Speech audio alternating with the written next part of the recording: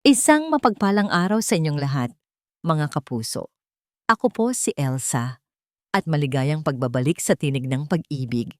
Sa bawat kwento, may mga pusong nasasaktan, pero meron din kayang natututong maghilom. Paano kung ang taong inakala mong sandalan ay siya palang babali sa iyong mga pangarap? At paano kung ang kaaway na iyong kinasusuklaman ay siya palang may hawak ng susi sa iyong katotohanan? Halina't pakinggan natin ang isang kwentong magpapatunay na ang pag-ibig ay hindi laging matamis. Minsan, ito ay isang mapait na hustisya. Hindi sa akin yang dinadala mo. Gumuho ang mundo ni Elara. Ang apat na salitang iyon, binitawan ng walang anumang emosyon, ay parang kulog na bumingi sa kanyang pandinig. Tumigil sa pag-ikot ang lahat. Ang lalaking kaharap niya, ang lalaking pinangakuan siya ng isang pamilya, ay nakatayo roon na parang estranghero, si Alonso. Ang mga mata nito ay hindi nakatingin sa kanya, kundi sa sahig na gawa sa mamahaling marmol.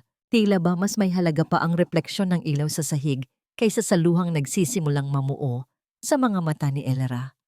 Alonso, ano? Anong sinasabi mo? Nanginginig niyang tanong. Ang boses niya ay sinlamig ng hangin na nanggagaling sa aircon ng mansyon. Bago pa man makasagot si Alonso, isang boses ng babae ang pumunit sa katahimikan. Malamig, matigas, puno ng kapangyarihan.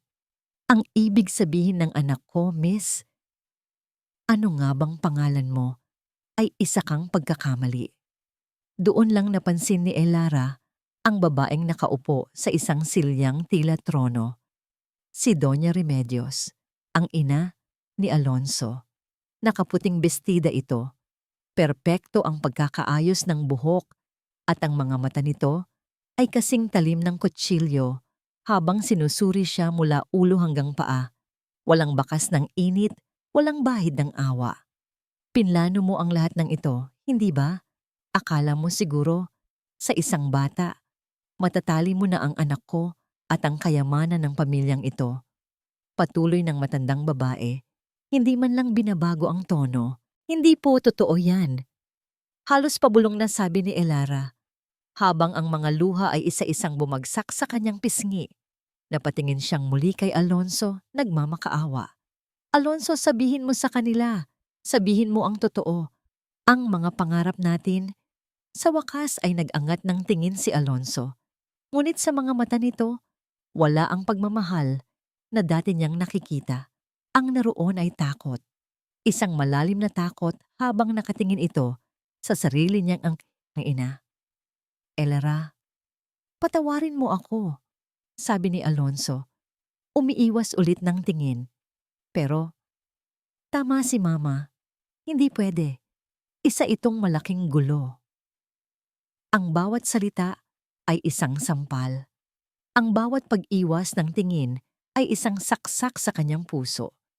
Ang kamay ni Elara ay napahawak sa kanyang tiyan at ang isa naman ay mahigpit na kumuyom sa mumurahing shell bracelet sa kanyang pulso. Ang bracelet na regalo ni Alonso, ang bracelet na sabi nito ay simbolo ng kanilang mga pangako. Ngayon, ang simbolo na yon ay parang kadenang sumasakal sa kanya. Tumayo si Doña Remedios. Lumapit ito kay Alonso, ngunit ang mga mata ay nanatiling nakapako kay Elara. Hinawakan niya ang pisngi ng kanyang anak. Alonso, tumingin ka sa akin. Mahinahon, ngunit may diin niyang utos. Huwag kang tumulad sa ama mo. Alam mo na ang nangyari. Isang saglit ng kaba ang gumuhit sa mukha ni Alonso bago ito mabilis na tumango na parang isang tuta. Tumingin siyang muli kay Elara at sa pagkakataong ito, ang boses niya ay wala ng bakas ng pag-aalinlangan. Hindi totoo ang sinasabi mo, Elara. Sinungaling ka. Hindi ko alam kung kaninong anak yan. Tapos na. Hindi na sumagot si Elara. Wala nang salitang kayang lumabas sa kanyang lalamunan. Namanhid ang buo niyang katawan. Ang tanging naririnig niya ay ang pagtibok ng sarili niyang puso, isang ritmong puno ng pagkawasak. Nagtaas ng kamay si Doña Remedios, Isang senyas sa isang gwardiyang nakatayo sa may pinto. Ilabas niyo na siya. Walang pagtutol na nagpatangay si Elera. Habang kinakaladkad siya palabas ng malaking pinto, ang huling nakita niya ay ang likod ni Alonso. Ang likod ng lalaking minahal niya. Ang likod ng lalaking tumalikod sa kanya at sa kanilang magiging anak. Dinala siya palabas ng tarangkahan. Ang malaki at bakal na gate ay isinara ng may malakas na kalabog. Ang tunog na yon ay ang tunog ng pagtatapos ng kanyang buhay at ang simula ng isang mahabang, madilim na dulo. Hindi alam ni Elara kung gaano siya katagal na naglakad. Ang init ng araw ay tumatagos sa kanyang balat, pero hindi niya ito nararamdaman. Ang ingay ng mga busina at sigawan sa kalye ay parang isang malayong ugong lamang. Ang kanyang mga paa ay kusa na lang humahakbang, walang tiyak na patutunguhan, habang ang isip niya ay paulit-ulit na binabalikan ang tunog ng nagsarang gate. Isang tunog na nagsasabing, wala na, tapos na. Nang maramdaman niyang bibigay na ang kanyang mga tuhod, napaupo siya sa isang bangketa sa tabi ng isang waiting shed. Doon, sa gitna ng abala ng syudad, hinayaan niyang bumuhos ang mga luhang kanina pa niya pinipigilan. Niyakap niya ang kanyang sarili, ang kanyang sinapupunan. Mag-isa na lang siya. Mag-isa na lang sila ng anak niya. Sa gitna ng kanyang pagtangis, isang pangalan ang pumasok sa kanyang isip. Ang tanging pangalan na natitira sa kanya. Marites. Nanginginig ang mga kamay na kinuha niya ang kanyang luma at gasgas ng cellphone. Nagdasal siya na sana ay may sapat pa itong baterya. Nang buksan niya ito, nakita niya ang mukha nilang dalawa ni Marites sa wallpaper, isang kuha noong graduation niya sa nursing. Masaya sila noon. Puno ng pangarap. Idinayal niya ang numero nito. Sa pangatlong ring, isang pamilyar at masiglang boses ang sumagot. Uy, Bes, napatawag ka? Hindi makapagsalita si Elara. Tanging isang hikbi ang kumawala sa kanyang bibig. Elara, umiiyak ka ba? Anong nangyari? Biglang nagbago ang tono ni Marites. Puno na ito ng pag-aalala. Nasaan ka? Sabihin mo sa akin, nasaan ka? Hindi ko alam, sabi ni Elara sa pagitan ng mga hikbi. Okay? Okay. Huminga ka ng malalim. Mag-text ka sa akin? Anumang signboard o pangalan ng kauunan? Kalye na makita mo. Huwag kang aalis dyan. Papunta na ako. Iyon lang ang kailangan ni Elara. Isang boses na nagsasabing hindi siya nag-iisa. Hindi nagtagal, isang payat ngunit mabilis na babae ang tumatakbo palapit sa kanya. Si Marites. Walang sabi-sabing niyakap siya nito ng mahigpit. Doon, sa mga bisig ng kanyang kaibigan, muling humagulgol si Elara. Dinala siya ni Marites sa tinutuluyan nito, isang maliit na kwarto na bahagi ng isang paupahan para sa mga kasambahay at trabahador. Masikip, mainit. Isang electric fan lang ang nagpapaikot sa hangin. Ngunit pagpasok ni Elara, naramdaman niya ang isang bagay na hindi niya naramdaman sa loob ng mansyon, kapayapaan. Pinaupo siya ni Marites sa nag-iisang papag. Kumuha ito ng isang basong tubig at ipinainom sa kanya. Umiyak ka lang, Bes. Ilabas mo lahat. Nandito lang ako. At ikinuwento ni Elara ang lahat. Ang pag-asa, ang pag-uusap, ang masasakit na salita ni Alonso, ang malamig na paghatol ni Doña Remedios, ang pagsasara ng gate. Nakinig lang si Marites habang ang mga kamao nito ay mahigpit na nakakuyom. Nang matapos si Elara, isa lang ang sinabi ng kaibigan niya. Mga walang hiya, mga demonyo sila. Pagod at gutom, napasandal na lang si Elara sa dingding. Hinaplos ni Marites ang kanyang buhok. Magpahinga ka muna, kumain ka muna, sabi nito. Sabay bukas ng isang maliit na lalagyan. Naglalaman yon ng kanin at isang pirasong pritong isda. Ito na marahil ang hapunan ni Marites. Inabot nito sa kanya. Pasensya na. Yan lang ang kaya ko. Sa simpleng alok na yon, Muling bumagsak ang luha ni Elara. Pero sa pagkakataong ito, hindi dahil sa sakit, kundi dahil sa pasasalamat. Sa gitna ng lahat ng kasamaan, may isang taong nagmamalasakit sa kanya nang walang hinihintay na kapalit. Habang kumakain sila, nagsalita si Marites. Yang si Doña Remedios, kilala yan sa mga tsismisan ng mga katulong sa village na yon. Napaka-istrikto daw. Parang laging may tinatago. Lahat ng galaw, kontrolado. Kawawa nga daw si Ma'am Celestine, yung asawa ni Sir Alonso. Hindi na sumagot si Elara. Masyado ng maraming impormasyon para sa isang araw. Nang gabing iyon, sa isang maliit na papag na pinagsasaluhan nilang dalawa, habang nakikinig sa ugong ng electric fan, ipinatong ni Elara ang kamay sa kanyang tiyan. Hindi na siya nag-iisa. May dahilan siya para lumaban. May isang buhay na nakadepende sa kanya. Para sa'yo, anak, pabulong niyang sabi sa hangin. Lalaban ako. Isang bagong determinasyon ang pumuno sa kanyang puso. Isang pag-asang isinilang mula sa abo ng kanyang mga pangarap. Habang kayakap ang pag-asang yon, biglang nag-vibrate ang kanyang cellphone na nasa tabi niya. May isang text message. Mula sa isang numerong hindi pamilyar. Binuksan niya ito. Alam ko ang ginawa mo. Manahimik ka kung ayaw mong masira ang buhay mo. Kinabukasan, sinubukan ni Elara na bumangon na parang walang nangyari. Tinulungan niya si Marites sa paghahanda ng almusal, kape at pandesal na binili mula sa kanto. Ngunit ang bigat sa kanyang dibdib ay hindi nawawala. Ang bawat pagsubo ay walang lasa. Ang bawat pag-inom ay parang may bumabara sa kanyang lalamunan. Ang mensahe sa kanyang cellphone ay paulit-ulit na umikot sa kanyang isip, kasabay ng mga salita ni Alonso. Sino ang nag-text? At bakit? Huwag mo na munang isipin yon, Bes. Sabi ni Marites na tila nababasa ang kanyang iniisip. Baka panakot lang yan ng mga demonyo. Isang malakas at di mapakaling katok sa pinto ang pumutol sa kanilang pag-uusap. Nagkatinginan sila. Sino naman ang bibisita ng ganito kaaga? Nag-aalangang binuksan ni Marites ang pinto. Nakatayo sa labas ang isang babaeng hindi nila inaasahan.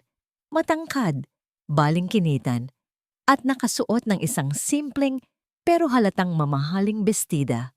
Ang kanyang mukha ay parang isang anghel, ngunit ang mga mata nito ay nag-aapoy sa galit. Si Celestine, ang asawa ni Alonso. Hindi ito pumasok agad. Tiningnan muna nito ang kabuuan ng masikip na silid ng may pagkasuklam mula sa nag-iisang papag hanggang sa mga nakasampay na damit sa isang sulok. Ang amoy ng mamahalin nitong pabango ay tila hindi bagay sa lugar. So this is where you hide, sabi ni Celestine. Ang boses ay kalmado ngunit puno ng lason. Ang mga mata niya ay nakatuon na ngayon kay Elara. Automatikong napatayo si Elara, habang si Marites ay humarang sa pagitan nila na parang isang inahing manok na poprotekta sa kanyang sisiw. Anong kailangan mo dito? Matapang na tanong ni Marites.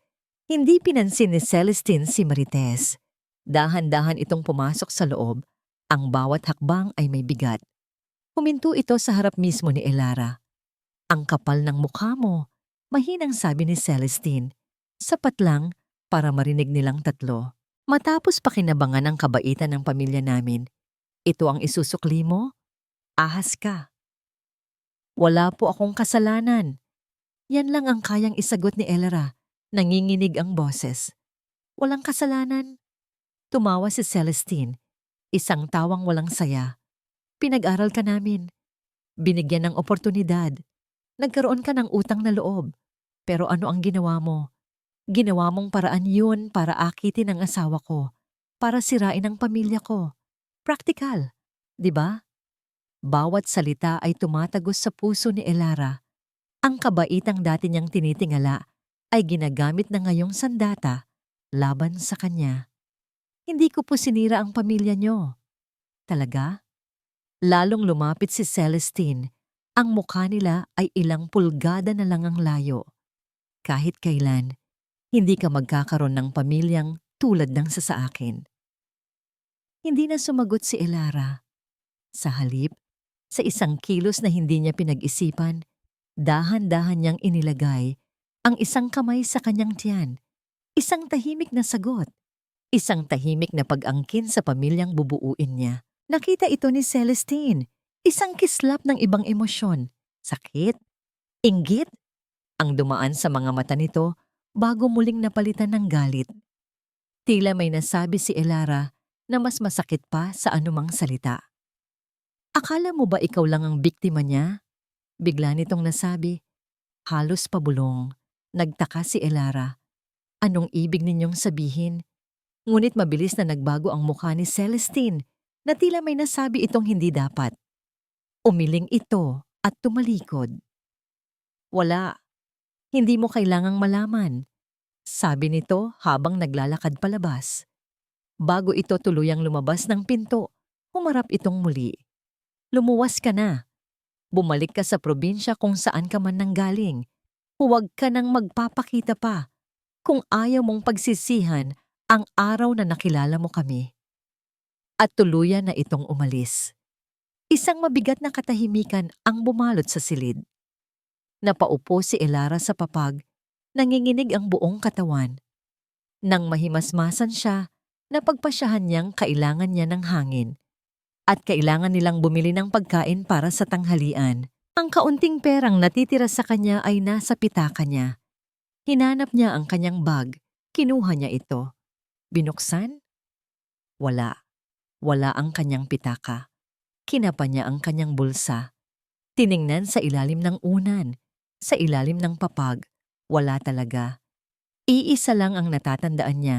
Nakapatong ito sa maliit na mesa bago dumating si Celestine. At sa sandaling iyon, alam na alam niya kung sino ang kumuha.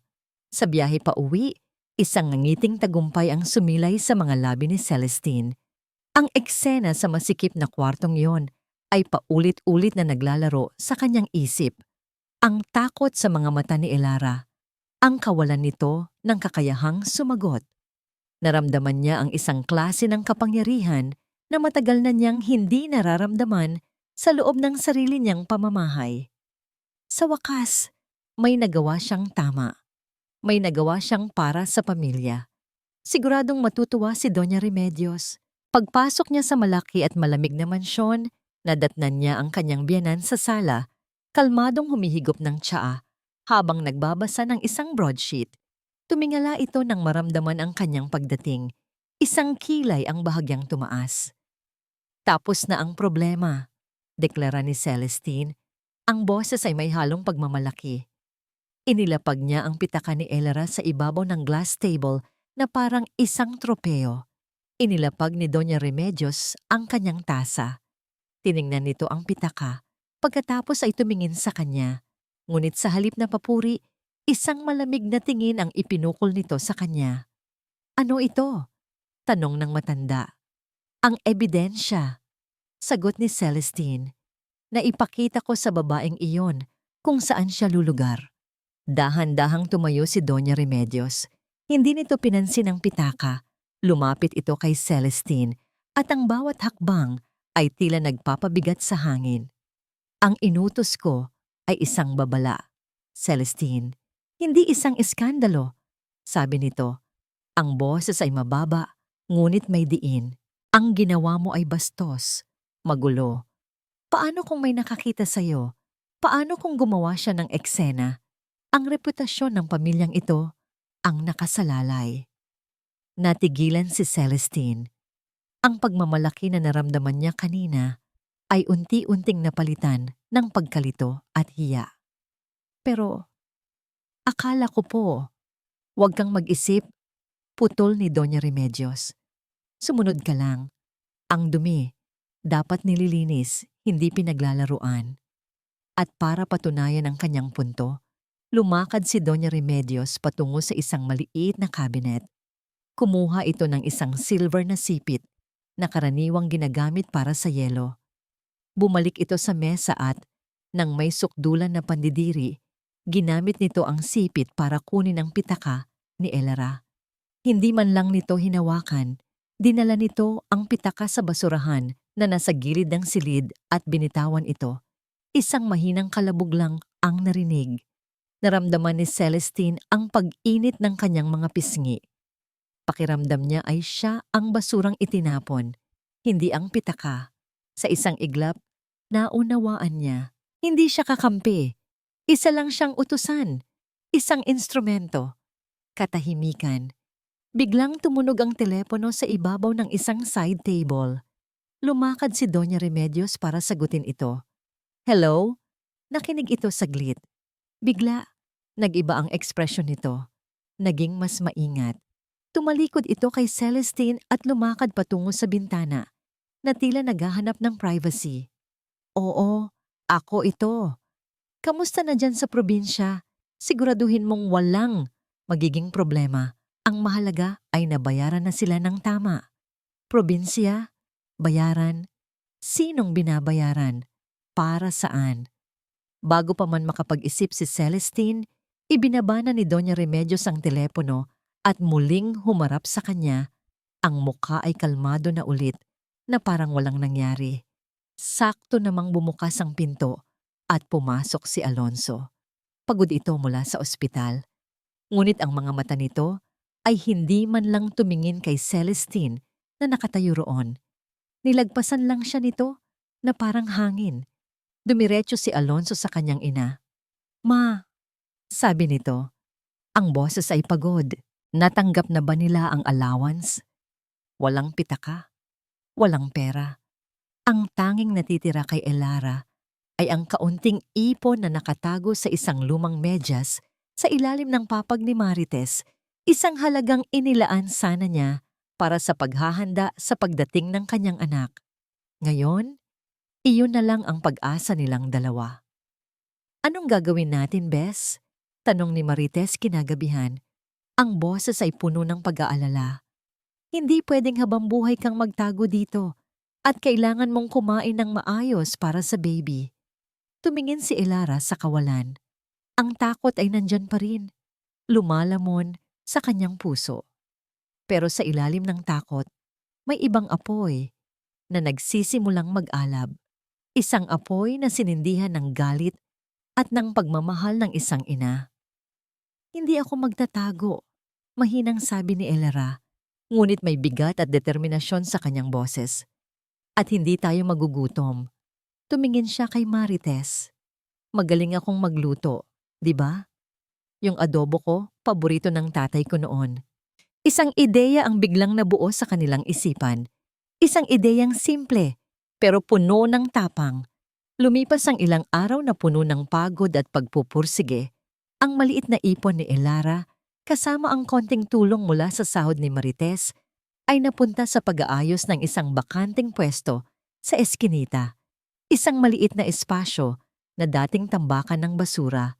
Naglinis sila, nagpintura, naghahanap ng mga segunda-manong mesa at upuan.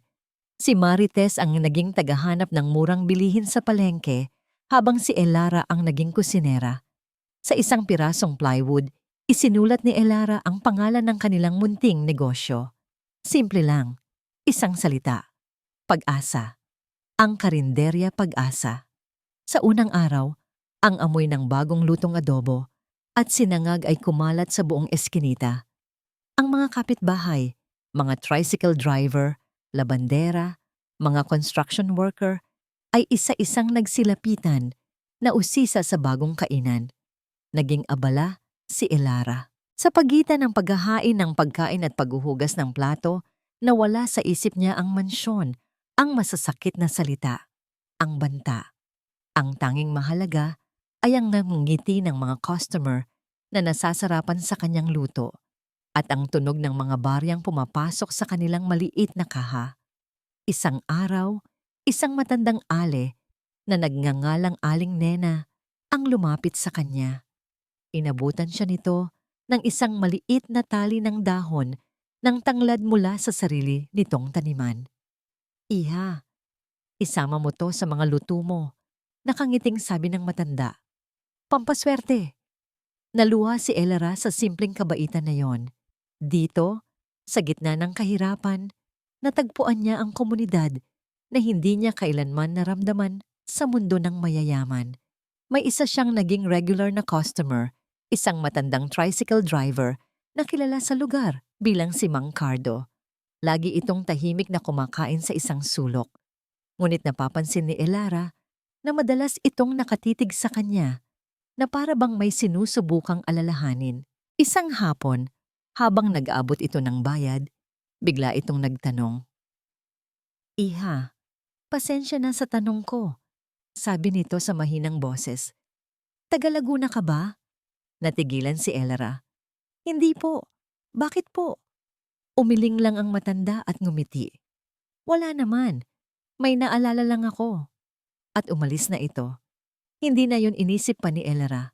Gabi na at kailangan na niyang magligpit. Si Marites ay may trabaho pa. Mag-isa niyang pinunasan ang mga mesa, inayos ang mga upuan, at binilang ang kanilang maliit na kita. Pagod siya, pero sa kauna-unahang pagkakataon, sa loob ng mahabang panahon, masaya siya. Payapa. Habang nagwawalis siya sa labas ng karinderya, isang kislap mula sa dulo ng kalye ang nakakuha ng kanyang atensyon. Isang itim at makintab na kotse ang nakaparada sa dilim, malayo sa mga karaniwang sasakyan sa lugar na yon. Nanlamig ang buo niyang katawan. Kahit sa dilim, kahit sa layo, kilalang kilala niya ang kotseng yon. Iyon ang kotse ni Celestine. Ang imahe ng itim na kotse ay nanatili sa isip ni Elara. Ngunit hindi na ito bumalik pa. Sa halip, ang mga araw ay lumipas ng mapayapa sa karinderya Pag-asa. Ngunit sa kabilang dako ng syudad, sa loob ng isang mansyon na puno ng mga lihim, ang kapayapaan ay isang salitang matagal nang kinalimutan ni Celestine. Ang mga salita ni Alonso, natanggap na ba nila ang allowance? Ay parang sirang plaka na paulit-ulit na tumutugtog sa kanyang isipan. Sino ang nila? Anong allowance? At bakit sa ina nito ito nagtatanong at hindi sa kanya na asawa nito?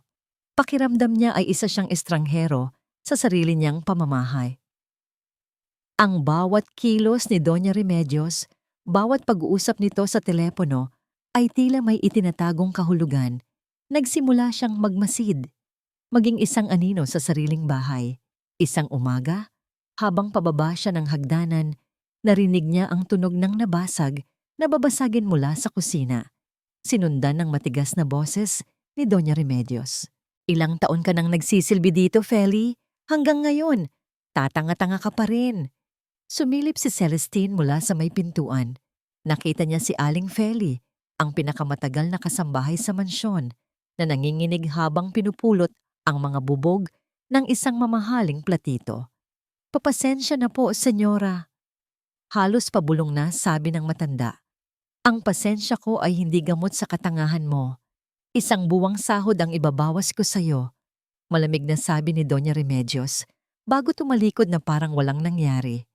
Habang pinagmamasdan ni Celestine ang nangingilid na luha sa mga mata ni Aling Feli, isang malamig na pakiramdam ang gumapang sa kanyang likuran. Sa matandang kasambahay, nakita niya ang sarili niya. Laging naglalakad sa manipis na yelo, laging takot magkamali, laging uhaw sa isang patak ng pagkilala na hindi kailanman darating. Ang insidenteng yon ang nagtulak sa kanya. Hindi na ito tungkol kay Elara. Hindi na ito tungkol sa panloloko ni Alonso. Tungkol na ito sa katotohanang pilit na itinatago sa kanya. Nang hapong yon, alam niyang may meeting si Doña Remedios sa labas. Si Alonso ay nasa ospital. Ito na ang kanyang pagkakataon. Nanginginig ang mga kamay na pumasok siya sa lugar na pinagbabawalan sa lahat, maliban sa matriarka ng pamilya, ang pribadong opisina ni Doña Remedios. Amoy luma at mamahaling kahoy ang sumalubong sa kanya. Ang lahat ay nasa perpektong ayos. Lumapit siya sa malaking lamesa na gawa sa narra. Sinubukan niyang buksan ang mga drawer. Karamihan ay hindi nakalock. Mga dokumento ng negosyo, mga papeles ng lupa. Walang kakaiba. Hanggang sa marating niya ang pinakahuling drawer sa kanan. Nakalock. Kinabahan siya. ano ang nasa loob nito. Sa paghalongkat niya sa isa pang drawer na hindi nakalock, isang folder na may markang monthly expenses ang nakakuha ng kanyang atensyon. Binuksan niya ito. Sa loob, nakita niya ang isang serye ng mga resibo ng money transfer. Paulit-ulit. Buwan-buwan. Parehong halaga. At parehong pangalan ng pinadalhan. Isang pangalang hindi niya kilala. Elena Cruz, taga Laguna. Ang pangalan at ang lugar ay tumatak sa kanyang isip. Probinsya, sabi ni Doña Remedios sa telepono. Isinara niya ang folder. Ngunit bago niya isara ang drawer, may isang maliit na bagay na kumalansing sa ilalim ng mga papel. Kinuha niya ito. Isang maliit at gintong susi. Isang susi na halatang luma na. Tumingin siya sa nakalock na drawer. Tumingin siya sa hawak niyang susi. Nagtugma ang mga ito sa kanyang isipan. Dahan-dahan, nanginginig ang mga kamay. Inilapit niya ang susi sa butas nito. Pumasok ito ng perpekto. Huminga siya ng malalim. Ang katotohanan o kung anuman ito ay nasa likod na lang ng isang pihit. Ipinikit niya ang kanyang mga mata at pinihit ang susi. Narinig niya ang isang mahinang click. Bumukas ang drawer. Sa loob, walang mga litrato, walang mga sulat, walang anumang personal na bagay. Ang laman nito ay mga luma at naninilaw na dokumento. Mga titulo ng lupa, mga papeles ng mana, mga kasunduan mula pa sa panahon ng mga magulang ni Doña Remedios. Walang koneksyon kay Elena Cruz, walang paliwanag tungkol sa allowance. Isang malalim na pagkadismaya ang naramdaman ni Celestine. Pakiramdam niya ay bumalik siya sa simula. Ang lahat ng tapang na inipon niya para buksan ang drawer ay nauwi sa wala. Ang pagkadismayang yon ay mabilis na naging galit.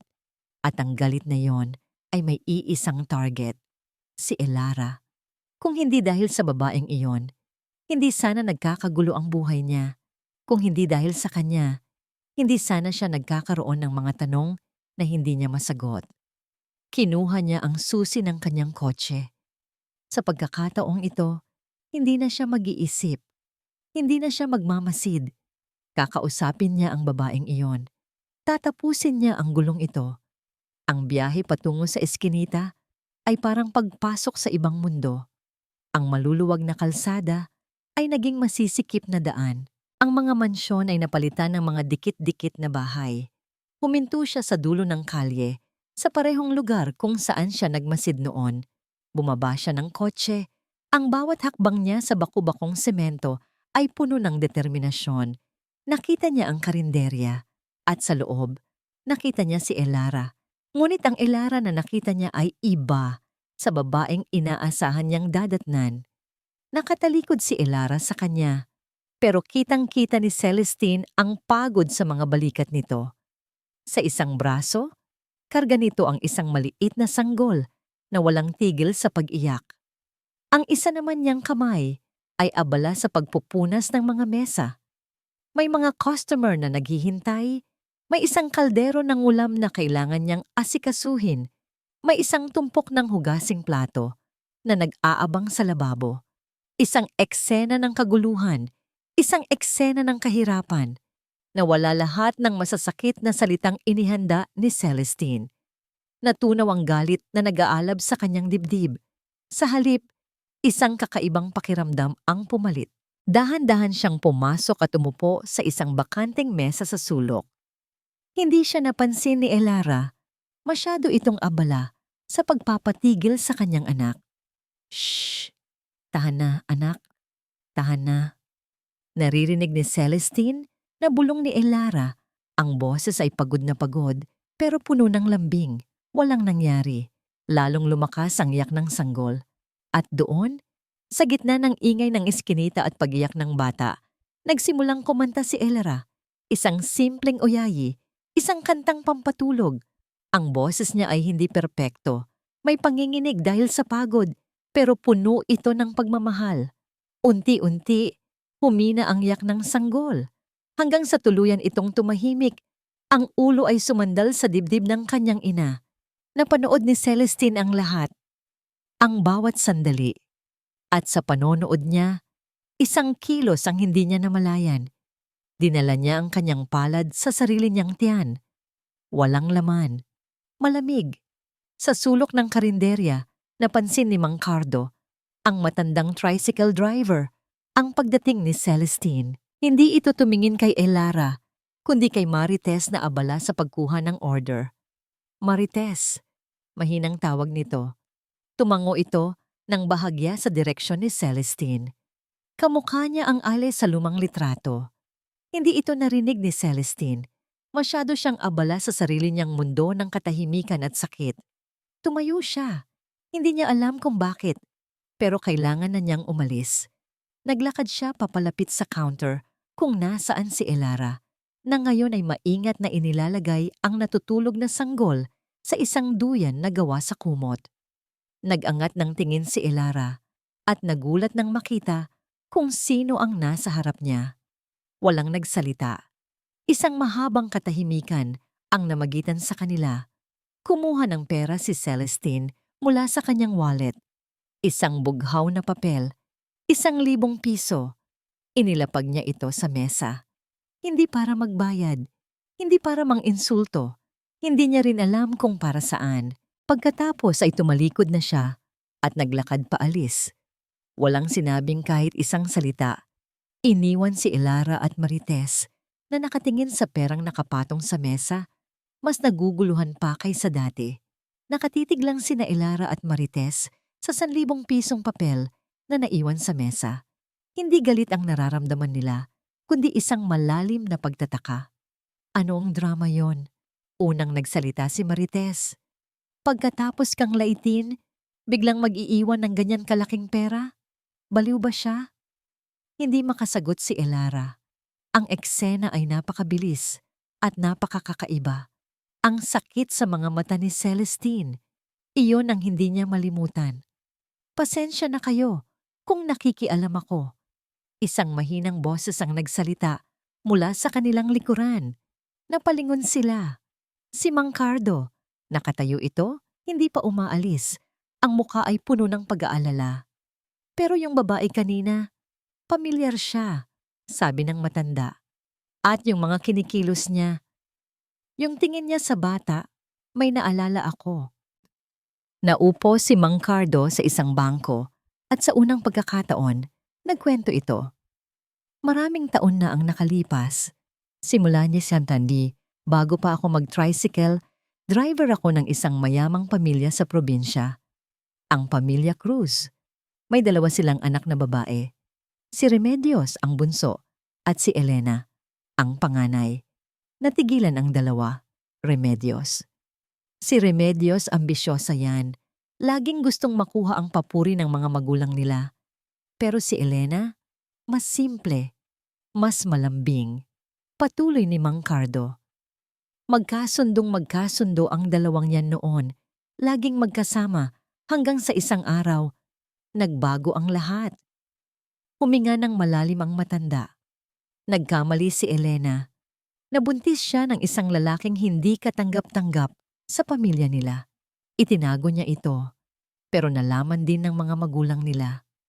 Ang galit nila, walang kapantay. Ang dangal daw ng pamilya, nasira. Si Remedios, imbes na damayan ng ate niya, siya pa ang unang kumampi sa mga magulang nila. Sinumbatan niya ang ate niya. Sinabing kahihiyan ito sa pamilya. Para bang lason na ipinainom sa kanya ng mga magulang nila ang mga salita tungkol sa dangal at reputasyon. Pinalayas si Elena. Malungkot na sabi ni Mang Cardo. Itinakwil at hindi ko na siya nakita pa mula noon. Ang huling narinig ko, ipinagpatuloy niya ang pagbubuntis niya mag-isa. Si Remedios naman, di nagtagal, ipinakasal sa isang mayamang hasyendero mula sa Maynila. Si Don Ricardo. Isang malamig na kuryente ang gumapang sa buong katawan ni Marites.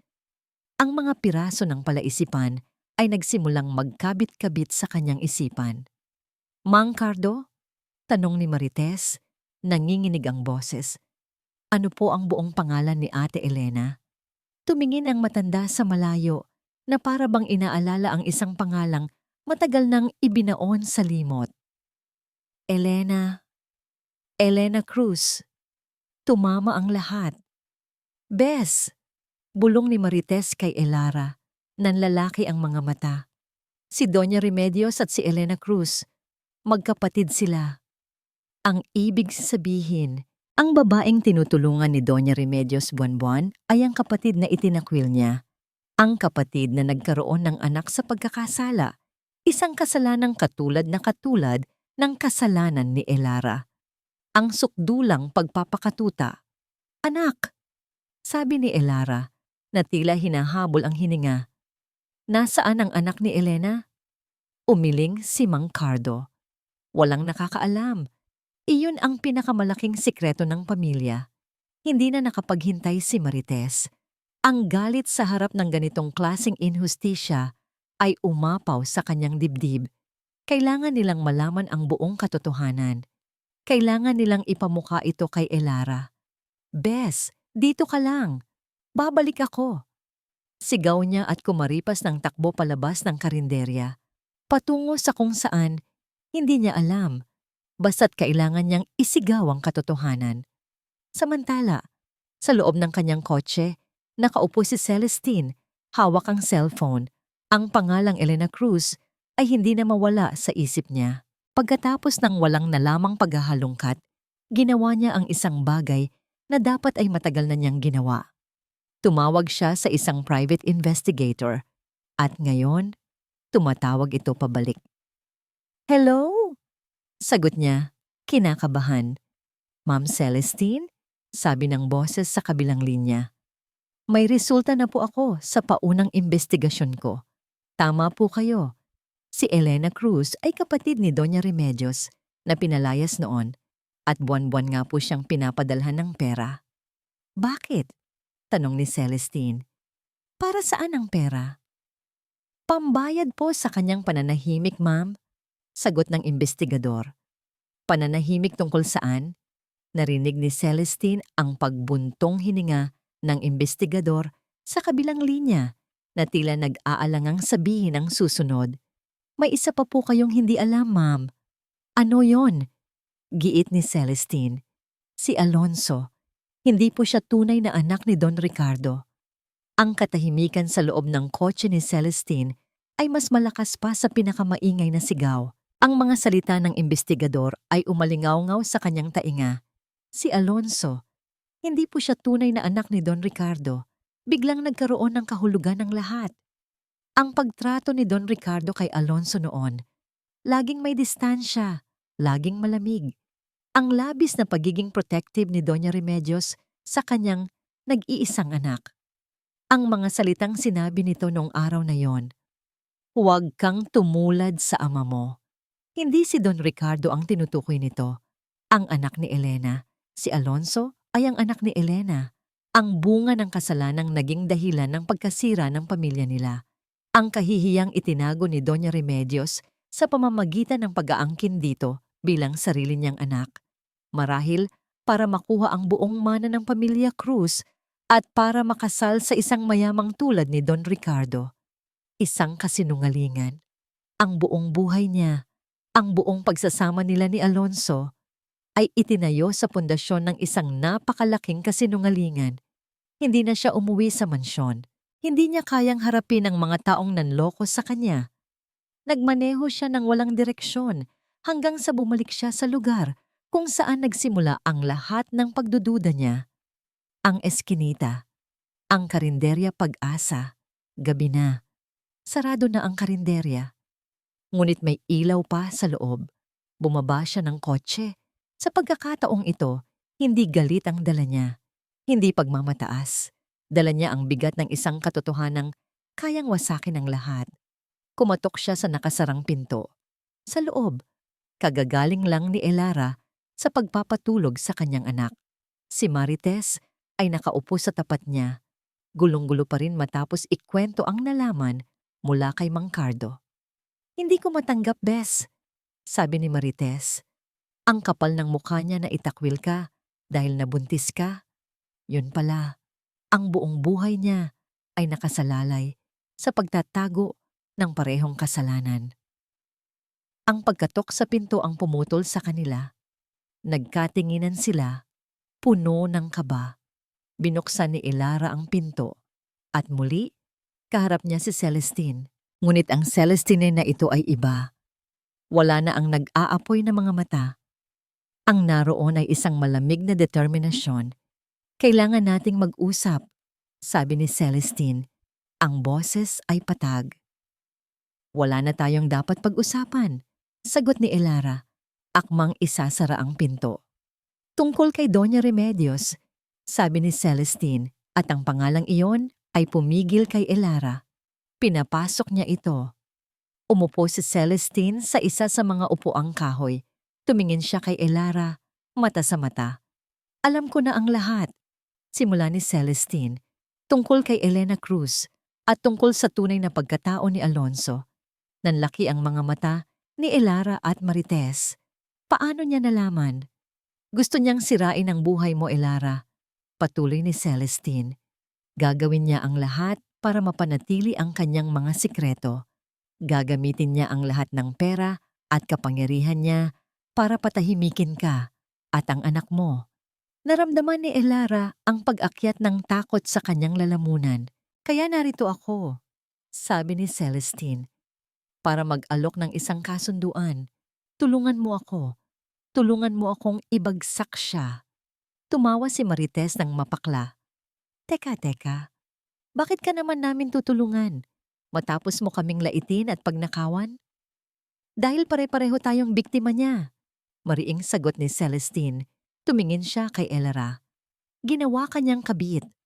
Ako, ginawa niyang asawa ng isang kasinungalingan. Si Alonso, ginawa niyang instrumento.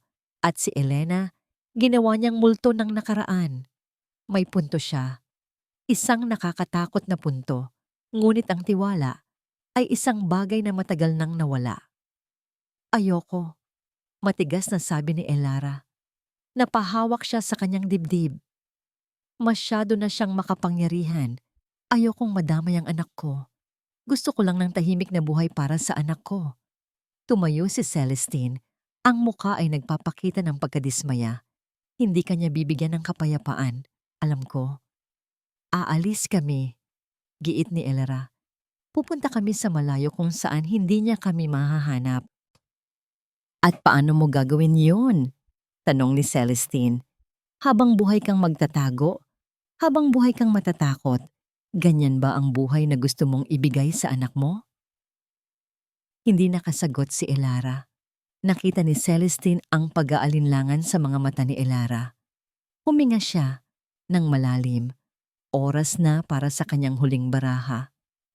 Kung hindi ka naniniwala sa akin, baka ito, paniwalaan mo. Kinuha niya ang kanyang cellphone. May pinindot siya at ipinarinig niya sa kanila. Isang recording, malabo, pero malinaw ang bawat salita. Boses ito ni Doña Remedios na tila may kausap sa telepono. Hanapan niyo siya ng butas, kahit anong maliit na bagay. Isang kaso, isang reklamo, kahit ano, para mapatunayan na isa siyang unfit mother. Kailangan nating makuha ang guardianship sa bata. Ang batang iyan ang huling alas ko laban kay Alonso kung sakaling maging problema siya sa hinaharap. Nabitawan ni Elara ang kanyang cellphone. Nanlamig ang kanyang mga kamay. Nanginginig ang kanyang mga labi. Hindi lang siya ang gusto nitong patahimikin. Gusto nitong kunin ang kanyang anak. Ang tunog mula sa recording ay tila nanatili sa hangin. Isang makamandag na ulap na bumalot sa buong karinderya. Nawala ang lahat ng pag-aalinlangan ni Elara. Napalitan ito ng isang damdaming mas malakas pa sa takot. Ang galit ng isang ina. Hayop siya. Yan lang ang salitang namutawi sa bibig ni Marites. Ang mga kamao ay nakakuyom. Tumingin si Elara kay Celestine. Sa kauna-unahang pagkakataon, hindi niya nakita ang isang kaaway. Nakita niya ang isang taong may sarili ring sugat. Isang taong desperado, tulad niya. Isang posibleng kakampi. Anong plano? Tanong ni Elara. Ang boses ay matigas na at wala ng bakas ng panginginig. Isang bahagyang nangiti ang sumilay sa mga labi ni Celestine. Ang plano ay simple. Ibabalik natin sa kanya ang lahat ng kasinungalingang ginawa niya at gagawin natin ito kung saan ito pinakamasakit. Sa sumunod na oras, ang maliit na mesa sa loob ng Karinderya Pag-asa, isang mesang karaniwang pinapatungan ng adobo at kanin, ay naging isang war room. Tatlong babae mula sa magkakaibang mundo na pinagbuklod ng isang kaaway ang nagsimulang maglatag ng isang mapanganib na plano. Si Celestine, gamit ang kanyang kaalaman sa mundo ng mayayaman, ang nagbigay ng ideya. Sa susunod na linggo, ang anniversary namin ni Alonso. Magpapa-party si Mama, isang malaking party. Lahat ng importante sa lipunan nandoon. Mga politiko, mga business partner. Iyon ang entablado niya. At doon din natin siya ibabagsak. Paano? Tanong ni Marites. Hindi naman kami pwedeng basta-basta na lang pumasok doon. Hindi nga, sabi ni Celestine. Kaya kailangan natin ng isang bagay na mas malakas pa sa imbitasyon. Kailangan natin ng isang saksi na hindi niya kayang itanggi. Nagkatinginan silang tatlo. Iisa lang ang pangalang pumasok sa kanilang isipan. Elena Cruz. Sabay-sabay nilang sabi. Pero paano natin siya mahahanap? Tanong ni Elera. At kahit mahanap natin siya, paano natin siya makukumbinsi na tumestigo laban sa sarili niyang kapatid? Nasa akin na ang address niya sa Laguna. Part iyon ng report ng investigador, sagot ni Celestine. Ang pangalawang tanong, iyon ang pinakamahirap. Ang bigat ng huling misyon ay bumagsak sa mga balikat ni Elara. Sino pa ba ang mas makakaintindi sa sitwasyon ng isang inang inagawan ng anak kundi ang isa ring ina? Ako ang pupunta, deklara ni Elara. Ako ang kakausap sa kanya. Masyadong delikado, Bes. Pag-aalala ni Marites. Paano kung sinusundan ka na pala nila? Ako ang bahala doon, sabi ni Celestine. Gagamitin natin ang kotse ko. Ililigaw ko kung sino man ang nagbabantay. Ihahatid kita sa bus station. Marites, kailangan kita para magbantay dito at siguraduhing walang makakahalata. Ipalabas mo na may sakit si Elara at nagpapahinga lang sa loob. Ang plano ay nabuo. Bawat isa ay may kanya-kanyang papel. Si Celestine ang strategist, si Marites ang bantay, at si Elara ang mensahero. Habang nag-uusap sila, ang dati tensyon sa pagitan ni Celestine at Marites ay tila bahagyang lumuwag. Nakita ni Marites ang talino sa likod ng pagiging suplada ni Celestine. Nakita naman ni Celestine ang katapangan sa likod ng pagiging prangka ni Marites. Nang hating gabi, habang naghahanda silang maghiwa-hiwalay, inilapag ni Celestine ang isang sobre sa mesa. Ano yan? Tanong ni Elara. Pera, sagot ni Celestine. Para sa biyahe mo at para sa mga gastusin nyo dito. Huwag kang mag-alala, hindi ko ito ninakaw. Nag-atubili si Elara. Kunin mo na, sabi ni Celestine. Mas malumanay ang boses. Hindi ito tulong. Investment ito. Para sa hustisya nating lahat. Tinanggap ni Elara ang sobre. Sa isang sulok ng karinderya, ang tatlong babae ay tumayo. Ang mayaman, ang mahirap, at ang nasa gitna. Ang asawa, ang kabit at ang kaibigan. Nakita nila sa isa't isa, hindi ang kanilang mga pagkakaiba, kundi ang iisang apoy na nag-aalab sa kanilang mga dibdib. Isang imahe na hindi kailanman maiisip ni Doña Remedios na posible. Isang alyansang isinilang mula sa kanyang sariling panlilinlang.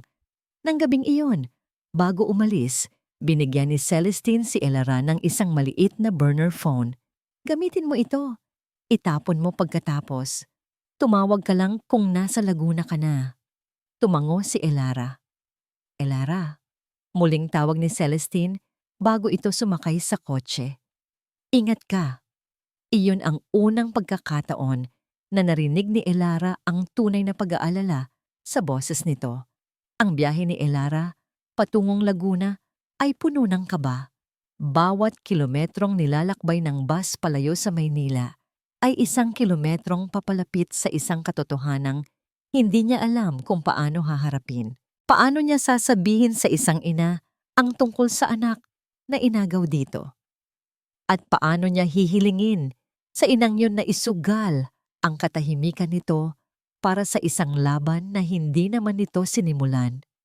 Ang address na bigay ni Celestine ay nagdala sa kanya sa isang maliit at tahimik na bayan. Ang hangin ay sariwa, ang paligid ay luntian, isang mundong malayong malayo sa gulo at ingay ng siyudad. Natagpuan niya ang bahay, isang simpleng bahay na gawa sa kahoy, napapalibutan ng mga halaman at bulaklak, payapa. Tila isang lugar kung saan ang mga sikreto ay natutulog ng mahimbing. Huminga siya ng malalim bago kumatok sa pinto. Ilang sandali pa, isang siwang ang bumukas.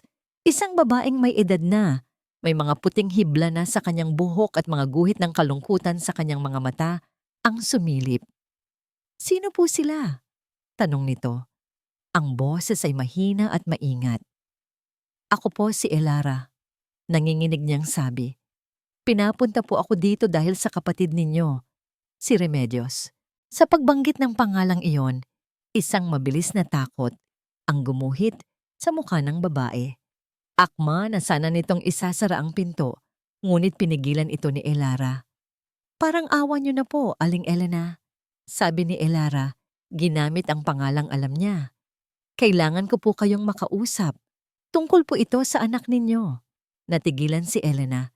Dahan-dahan niyang binuksan ang pinto. Sa loob ng maliit at malinis na sala, umupo sila. Sa una, katahimikan lang ang namagitan. Pagkatapos, nagsimulang magkwento si Elara. Hindi siya nagsimula sa isang akusasyon o pakiusap. Nagsimula siya sa sarili niyang kwento. Ikinuwento niya ang tungkol kay Alonso, ang mga pangako, ang kanyang pagbubuntis, ang malupit na pagtatakwil ni Doña Remedios sa kanya. Ikinuwento niya ang lahat, habang ang mga luha ay tahimik na dumadaloy sa kanyang mga pisngi. Nakinig lang si Elena. Ang kanyang mga kamay ay magkadaop sa kanyang kandungan. Ang kanyang mga mata ay nakatingin sa malayo, na para bang pinapanood niya ang isang pelikulang matagal na niyang napanood. Dahil ang kwento ni Elara ay kwento rin niya. Nang matapos si Elara, kinuha niya ang isang bagay mula sa kanyang bag. Isang litrato. Isang litratong kinuha ni Celestine mula sa isang society magazine. Isang litrato ni Alonso nakangiti, nakasuot ng mamahaling suit. Inabot niya ito kay Elena. Nanginginig ang mga kamay na tinanggap ito ng matanda. Tinitigan niya ang mukha sa litrato. Ang mga mata, ang ilong, ang nangiti. Mga piraso ng kanyang sarili, mga piraso ng lalaking minahal niya noon, na magkasama sa isang mukhang hindi niya kailanman nasilayan ng malapitan. Hinaplos niya ang papel na parang ito ang pinakamahalagang bagay sa mundo. "Hindi niya ako kilala," bulong ni Elena. Ang boses ay basag. "Pero minahal ko siya araw-araw." Doon na bumuhos ang mga luhang matagal na niyang kinimkim. Ang sakit ng pagkawala, ang sakit ng pangungulila, na itinago niya sa loob ng 30 taon, ay biglang umapaw. Niyakap siya ni Elara. Dalawang inang pinagkaitan ng pagkakataon, nag-iiyakan sa isang maliit na bahay sa Laguna. "Kaya po ako nandito, Aling Elena," sabi ni Elara nang medyo kumalma na sila. "Hindi na po tama ito. Ginamit niya ang anak ninyo para sa sarili niyang ambisyon. At ngayon, gusto niyang kunin ang anak ko." Ikinuwento ni Elara ang buong plano. Ang party, ang pagkakataong mailabas ang katotohanan. Umiling si Elena. Ang takot ay muling bumalik sa kanyang mga mata. "Hindi ko kaya. Masyado siyang makapangyarihan. Sisirain niya ako. Sisirain niya tayo." "Natatakot din po ako," pag-amin ni Elara. "Pero mas natatakot po akong isipin na balang araw, ang anak ko naman ang titingin sa litrato ko at magtatanong kung bakit hindi ako lumaban para sa kanya. Ayokong maranasan niya ang naranasan ninyo."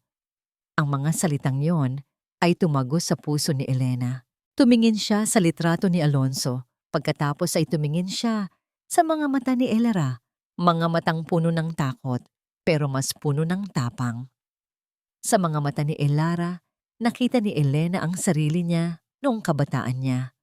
Ang babaeng minsan nang nangako na lalaban, pero natalo ng takot at kahihiyan. Ngayon, binibigyan siya ng pagkakataon ng tadhana. Isang huling pagkakataon para itama ang isang pagkakamaling sumira sa kanyang buhay. Dahan-dahan, tumayo si Elena. Naglakad siya patungo sa isang lumang baul sa isang sulok. Binuksan niya ito. Mula sa ilalim ng mga lumang damit, kinuha niya ang isang maliit na kahon. Sa loob nito, may iisang bagay lang. Isang luma at kupas na litrato.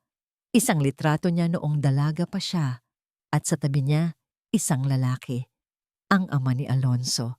At sa likod ng litrato, may nakasulat, "Para sa aking Elena at sa ating pag-ibig na walang hanggan." "Ito lang ang natira sa akin," sabi niya. "Lagi kong iniisip, kung makita lang ito ng anak ko, baka maintindihan niya na hindi siya bunga ng isang pagkakamali. Bunga siya ng pagmamahal." Humarap siyang muli kay Elara. Ang pag-aalinlangan sa kanyang muka ay nawala na. Napalitan ito ng isang tahimik ngunit matatag na determinasyon. Ang araw ng party ay dumating. Ang mansyon ng mga De La Vega ay puno ng mga nagkikislapang ilaw at mga taong may matatayog na pangalan sa lipunan. Si Doña Remedios, sa kanyang eleganteng gown, ay ang reyna ng gabi. Bawat ngiti, bawat bati, ay perpektong kalkulado. Sa isang sulok, nakatayo si Celestine. Maganda sa kanyang suot, ngunit ang mga mata ay alerto. Hawak niya ang kanyang cellphone, naghihintay. Maya-maya, nag-vibrate ito. Isang text mula sa burner phone. "Handa na ba kayo?" Sumilip si Celestine sa bintana. Sa dulo ng madilim na kalsada sa labas ng kanilang gate, nakita niya ang isang tricycle na huminto. Bumaba ang dalawang babae, isang matanda at isang bata. Nag-reply si Celestine, "Handa na kami." Sa loob ng tricycle, hinawakan ni Elara ang kamay ni Elena. Nanginginig ito, pero nang tumingin si Elara sa mga mata nito, nakita niya ang apoy. Ang apoy na matagal nang natutulog ay sa wakas ay nagising na. Tumingin si Elena sa kanya at tumango. Ang kasukdulan ng gabi ay ang talumpati ni Doña Remedios. Tumayo siya sa isang maliit na entablado sa tabi ng kanyang anak na si Alonso at manugang na si Celestine. Ang lahat ng bisita ay tahimik na nakikinig. Sa gabing ito, ipinagdiriwang natin ang pag-ibig. Simula niya, ang boses ay puno ng dignidad. Ang pag-ibig na bumubuo sa isang pamilya. Ang pamilya ang pinakamahalagang yaman sa mundo. Ang dangal ng pamilya ang dapat nating ingatan higit pa sa anumang bagay. Habang nagsasalita siya, si Celestine ay tahimik na kumilos. Nagbigay siya ng senyas sa isang taong pinagkakatiwalaan niya na namamahala sa technical booth. Dahil sa huli, ang ating pangalan, ang ating legasya, ang siyang mananatili. Biglang namatay ang ilaw sa entablado. Isang malaking projector screen sa likod nila na kanina'y nagpapakita ng mga litrato ni na Alonso at Celestine ay naging itim. Nagreklamo ang mga bisita. "Anong nangyayari?" tanong ni Doña Remedios iritado. At nagsimulang magsalita ang isang boses mula sa mga speaker. Isang boses ng babae. Mahina pero malinaw. Boses ni Elena. "Ang pangalan ko ay Elena Cruz." Sa screen, isang video ang lumabas. Isang simpleng video na kuha sa cellphone. Si Elena, nakaupo sa sala ng kanyang bahay, nagsasalita. "At ako ang kapatid ni Remedios de la Vega." Isang bulungan ang kumalat sa mga bisita. Si Doña Remedios ay natigilan, ang muka ay namutla. Tumingin siya kay Celestine na nakatingin lang pabalik sa kanya nang walang emosyon. Sa video, ikinuwento ni Elena ang lahat, ang pag-ibig niya, ang kanyang pagbubuntis, ang pagtatakwil ng kanyang pamilya, at ang pinakamasakit sa lahat, ang anak na inakala kong nawala ay kinuha pala ng sarili kong kapatid. Sa puntong yon, bumukas ang malaking pinto ng ballroom. Pumasok si Elra. Kasama niya si Elena. Ang lahat ng mata ay napunta sa kanila. Anong kalokohan ito? Guards! Sigaw ni Doña Remedios, nawawala na ang kanyang kontrol. Pero huli na ang lahat. Tumingin si Elena, hindi sa kanyang kapatid, kundi sa lalaking nakatayo sa entablado. Ang lalaking may muka mula sa kanyang mga panaginip. Alonso, sabi niya. Ang boses ay nanginginig ngunit puno ng pagmamahal. Anak. Si Alonso ay parang binuhusan ng malamig na tubig. Tumingin siya kay Elena, tumingin siya kay Elara, at sa huli, tumingin siya sa babaeng tinawag niyang ina sa buong buhay niya.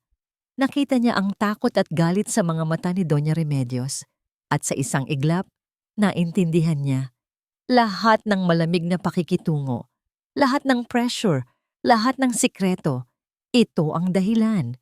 Ang buong mundo niya ay gumuho. Nagsimulang mag-walkout ang mga bisita, nagbubulungan, dala ang pinakamalaking iskandalo ng taon. Si Doña Remedios, na ngayon ay wala ng manunood, wala ng entablado, ay napatingin sa tatlong babaeng sumira sa kanya. Si Elena, ang nakaraang hindi niya mabura. Si Elara, ang kasalukuyang naglantad sa kanya. At si Celestine, ang sarili niyang manugang na nagtaksil sa kanya. Sinira niyo ako, bulong niya. Sinira mo ang sarili mo, malamig na sagot ni Celestine. Hindi na kinaya ng puso ni Doña Remedios ang lahat. Ang kahihiyan, ang pagbagsak, napahawak siya sa kanyang dibdib, hirap na huminga, at bumagsak sa sahig, sa gitna ng kaguluhan, habang tinutulungan ng mga tao ang matanda. Isang tahimik na eksena ang naganap. Tumingin si Alonso sa kanyang tunay na ina. Walang salitang lumabas sa kanyang bibig. Tanging mga luha lang ang dumaloy mula sa kanyang mga mata. Mga luha para sa isang buhay na hindi niya naranasan, para sa isang inang hindi niya nakilala.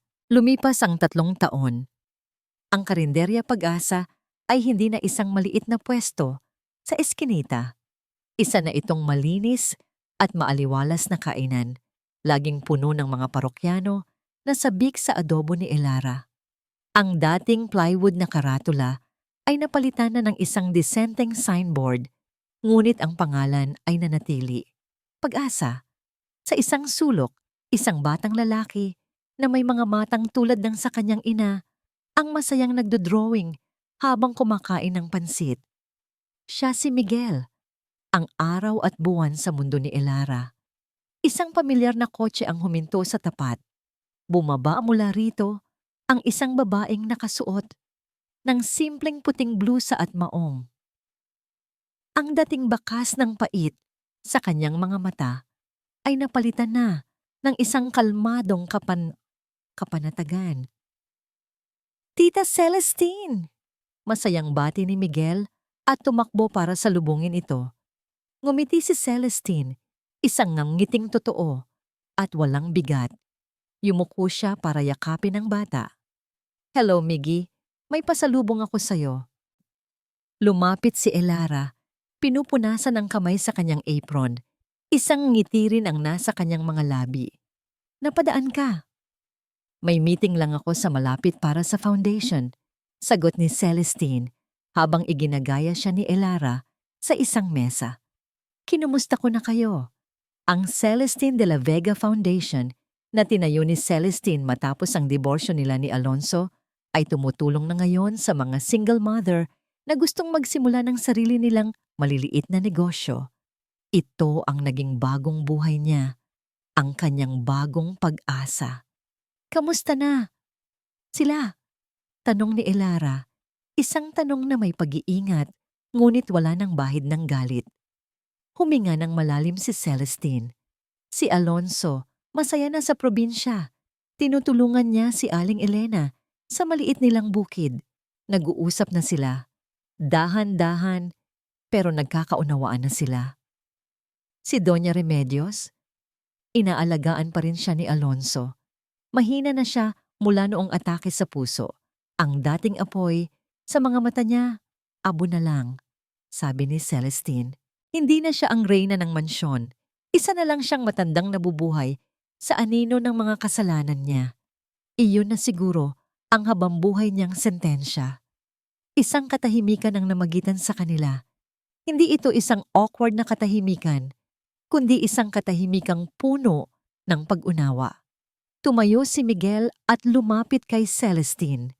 May inabot itong isang bulaklak na gawa sa tissue paper. Para sa iyo po. Kinuha ito ni Celestine. Tinitigan niya ang munting regalo. Tinitigan niya ang inosenteng mukha ng bata. Ang batang naging dahilan ng lahat. Ang batang naging tulay sa lahat. At sa wakas, isang tunay na ngiti ang sumilay sa kanyang mga labi. Isang ngiting nagmumula sa isang pusong natuto ng magpatawad at maghilom. Tumingin siya kay Elara at sa isang tingin, nagkaintindihan sila.